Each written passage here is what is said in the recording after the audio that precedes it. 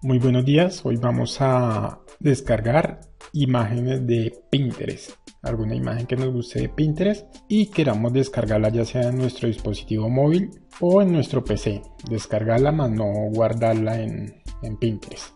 Bien, vamos a empezar por el PC, entonces vamos a entrar a Pinterest y escogemos pues la foto que queramos descargar. Si damos clic aquí no nos va a descargar, esto es como para compartir. Si doy clic ahí me dice compartir pues algunas personas, o si la quiero compartir en Facebook o copiar el vínculo. Yo no quiero hacer esto sino descargarla. Bien, entonces damos clic sobre la imagen y se nos va a mostrar completa. Una vez tengamos la imagen damos clic derecho sobre ella y buscamos la opción que dice guardar imagen como.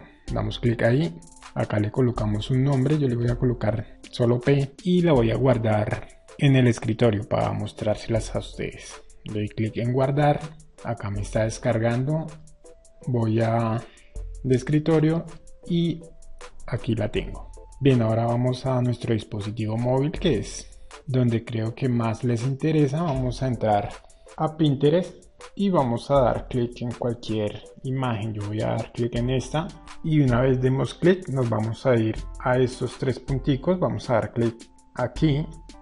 Doy clic y aquí me aparece la opción descargar imagen, me dice se guardó la imagen.